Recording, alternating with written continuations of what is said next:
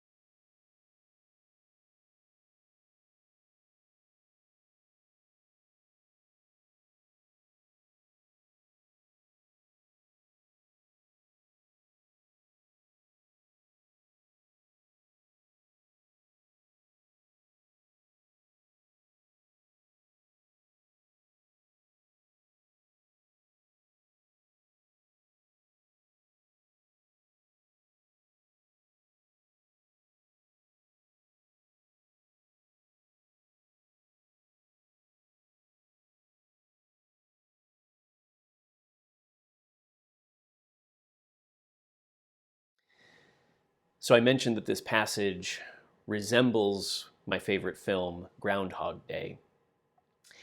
And in the movie, as the character lives through the first several cycles of the day repeating, gets over his confusion and begins to live into this reality, early on he comes to an awareness that with no consequences, with no tomorrow, he can do whatever he wants. And he begins to pursue a series of pleasures, trying to obtain as much pleasure out of this one day that repeats over and over again as he can.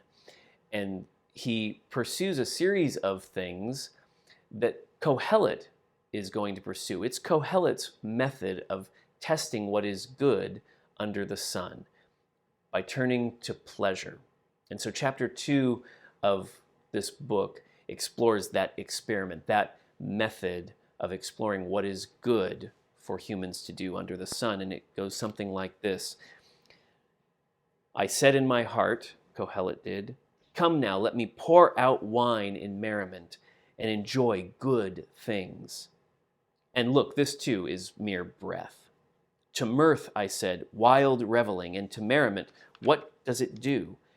I sought in my heart to ply my body with wine while my heart acted with wisdom, not grasping folly, until I might see what is good for the sons of man that they should do under the heavens in the number of the days of their lives. I made me great works. I built myself houses. I planted for myself vineyards. I made for myself gardens and orchards, and planted in them every kind of fruit tree. I made for myself pools of water from which to water a wood growing trees. I bought male slaves and slave girls, and had homeborn slaves too. Also many herds of cattle and sheep did I have, more than all who were before me in Jerusalem. I gathered for myself both silver and gold, and the treasures of kings and provinces. I got myself men and women singers, and the pleasures of humankind, and many a concubine. And I grew great, and added more than all who were before me in Jerusalem. Still my wisdom stayed with me, and all that my eyes sought I did not withhold from them, nor did I deny my heart any merriment. For my heart was merry from all my toil, and this was my share from all my toil. Kohelet describes a pursuit of acquiring as much pleasure, as much enjoyment, in as much of what we might call the good life as humanly possible.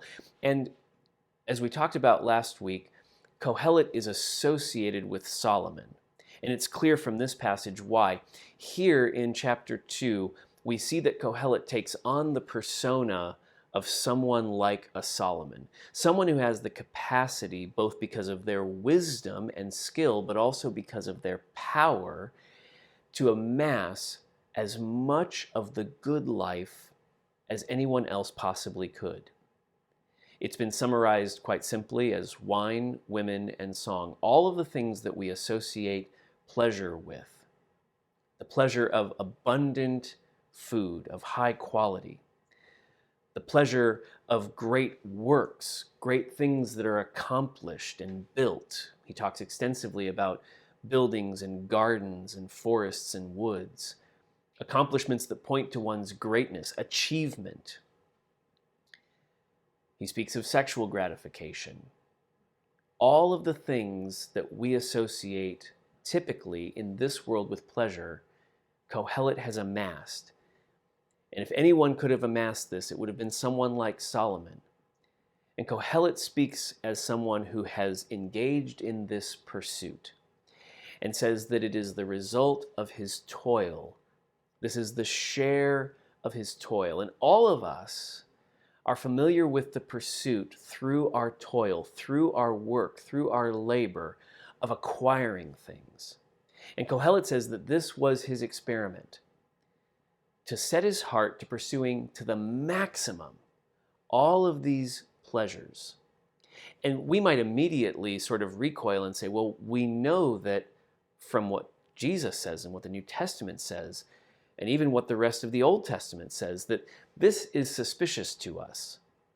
This method is not promising in our minds. And yet, all of us know what it means to toil and to work for good things in our lives. And Kohelet means to pursue this to the nth degree in order to test whether it has any merit, whether when pursued to the utmost, these things offer something other than mere breath. And it's important that we pause here and we ask ourselves, in this world under the sun, in this world of repetition, in this world where we know the realities of work and toil, and we also know the realities of accomplishment and satisfaction and pleasure, what is it that we toil for? What is it that we are acquiring by our toil? Well, we've already seen, as Kohelet pursues this experiment of testing his heart with all manner of pleasure, Kohelet has already told us the outcome, that it's mere breath, that it doesn't work, that it's an evil business that God has given to the sons of man in all their toil under the sun. We now want to consider, why is that? We have a sense, because of the orientation of so much of Scripture, that Kohelet's experiment will fail. But from a perspective of life under the sun, it should seem to be the case that if one could amass great deals of pleasure, that it should lead to good. It seems intuitive to us. And so backing up, as Kohelet had initially offered this assessment that it's an evil business that God has given to us. In chapter 1, verses 14 and 15, he says this, "I have seen all the deeds that are done under the sun. And look, all is mere breath and hurting the wind. The crooked cannot turn straight, nor can the lack be made good." Kohelet has observed that despite human effort, despite all of the things that we put our hands to and we work at, things are fundamentally about the same as they have always been. We continue to see things crooked in this world, and they don't ever seem to be straightened. We may see progress in the short term on various things, but inevitably it ends up being like a game of whack-a-mole. As soon as we make progress in one area, another evil crops it up. We see this throughout our world, throughout our lives. It doesn't feel like we get much done for all of our toil, and Kohelet names that. But then in reflecting specifically on this experiment of pleasure, in chapter 2, verse 11, he says this at the end of his experiment, "I turned about in all my deeds that my hands had done, and in the toil that I had toiled to do, and look, all was mere breath and hurting the wind, and there was no gain under the sun." Verse 11 gives us this summary that Kohelet says, I got all this pleasure, I put in all this toil, and all of it was mere breath. This term toil is going to be significant, but one of the things that's interesting that Kohelet begins to explore, the way that Kohelet described his experiment with pleasure is significant. First of all, over and over again, he uses the first person pronoun, I, me, mine. I built me great works. I built myself houses. And this stands out both in English as well, especially in Hebrew. In Hebrew, it's uncommon to use actual pronouns, especially first-person pronouns. And Kohelet gives us just a bombardment of I, me, mine in this pursuit of pleasure. And as Kohelet does this, he reminds us that he was a king. We see reference to the fact that, yes, this is a lot of pleasure for Kohelet, but it comes at the expense of other people. We see references to slavery, to forcing people into service to build those great works. Kohelet is not out there swinging a hammer or turning a wrench himself. He has forced labor to do that by virtue of his position as king. And there's an even darker side to this as we see the references to concubines and slave girls. The Kohelet's pleasures come at the expense of others who are being oppressed and forced into it. And so this is not even wholesome pleasure that we are seeing Kohelet pursue.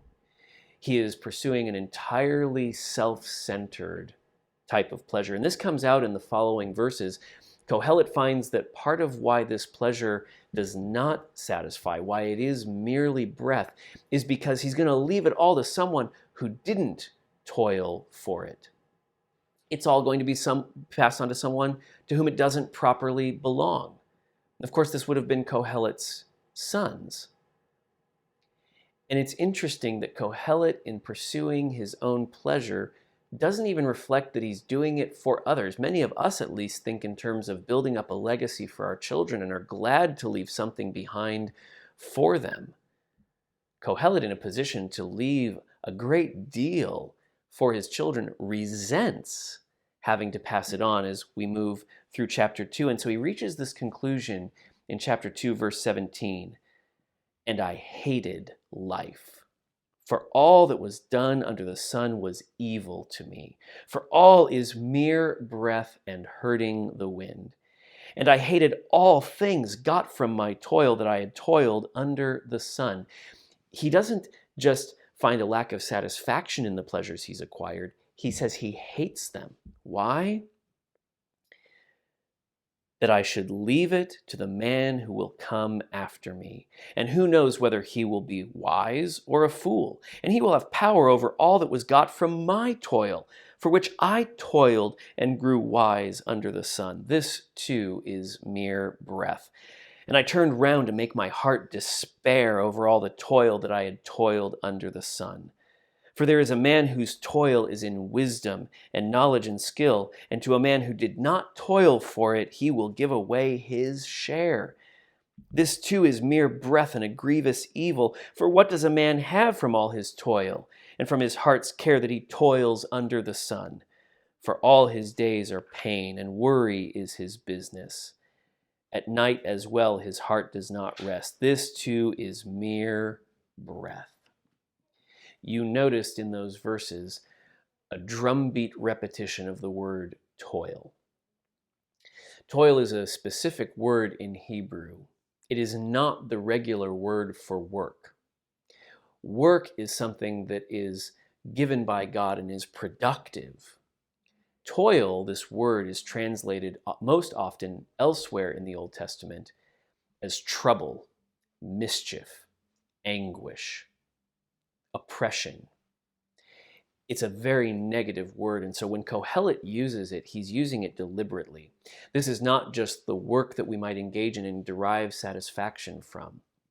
This is futile toil. Futile because we do not enjoy the fruits of it. Either the fruits are not forthcoming or they will be left to someone else. And in Kohelet's mind, that is a great evil. There is nothing permanent or enduring about this toil.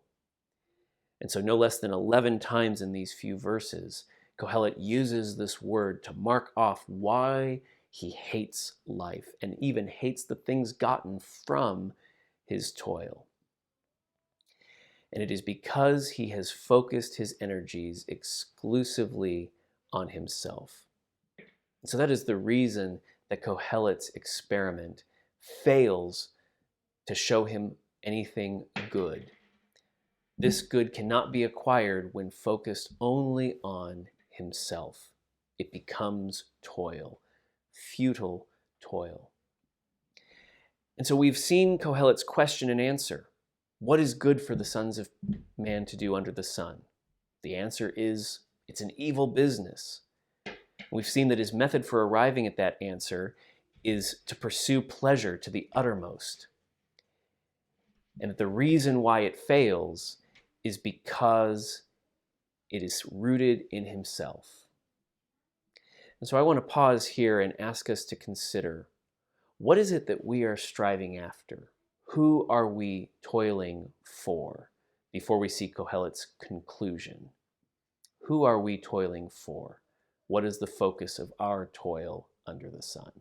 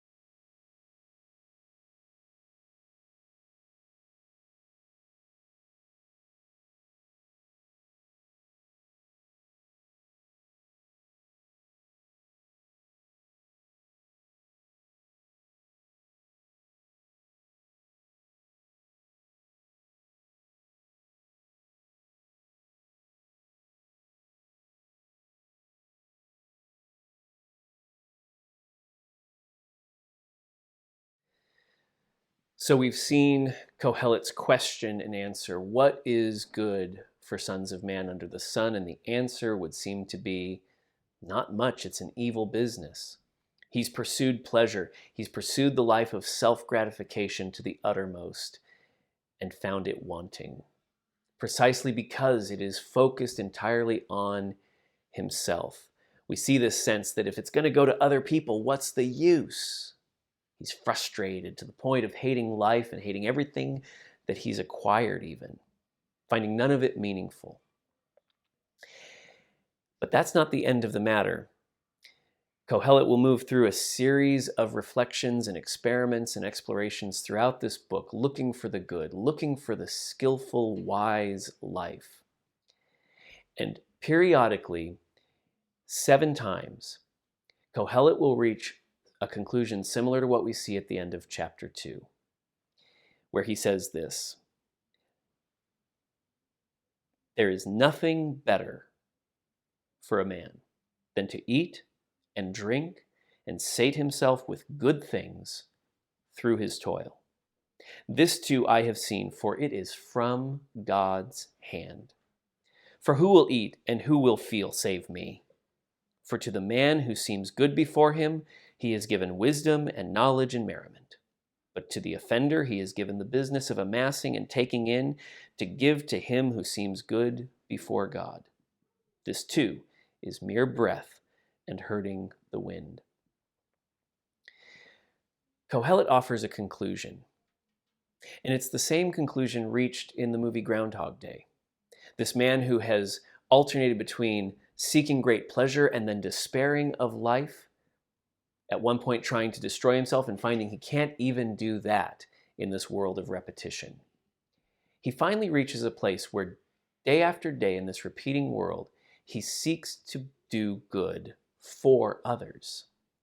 And even though he knows that the good he does will be undone as the day dawns of the next day all over again, he finds that that is a point of satisfaction. And so he continues to do that, and finally the cycle is broken. And Kohelet, I think, here points us towards an others-focused point of view and says that only here do we see the good.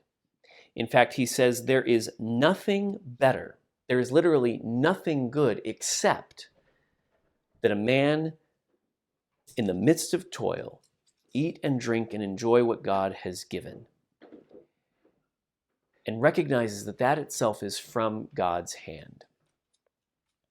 And then says that there are 2 kinds of people. There is the one who seems good to God, and then there is the offender. And to the good, God has given the opportunity to enjoy good things from God's hand. But to the offender, this is the task: to amass and take in order to give to the one who seems good before God. And that is mere breath and hurting the wind. Kohelet's experiment with pleasure is one of taking, one of consuming. The conclusion that Kohelet reaches is one of receiving. Receiving from God's good hand and enjoying whatever that is.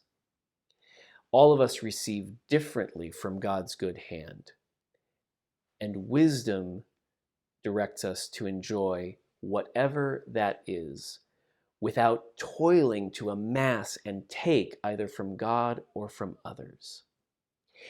And it's said that Kohelet says that we're to do this, we're to enjoy this in the midst of our toil. There will always be toil in a fallen world in life under the sun. It's one of the results of the curse. But it is not because work is evil. We were created for work. But often the way that we think about our work betrays our hearts. We might say that we go to our jobs in order to provide for our families, in order to provide for our needs. It was observed to me recently that God is the one that provides for our needs so that we might work. The order of creation is that God provided a garden to provide all of Adam and Eve's needs. and then gave them a job to do. The job was not for them. The job was for the creation, for them to tend it and guard it and steward it and care for it, because God had already cared for their needs. And I think Kohelet points us to something here, that we often approach our work as though it's the means by which we will get the good life. And God would say, no, I've already given you the gifts of creation. And work is for others. Work is so that you might bless others. Kohelet points us in that direction to find the good. So the last question that I would leave us with is, for whom are you working? Where do you find the good in life? Is it in a life devoted to the service of God and others, receiving gratefully what God gives? Or is it a life of consumption, amassing, and taking? Because that truly is merely breath, a hurting of the wind.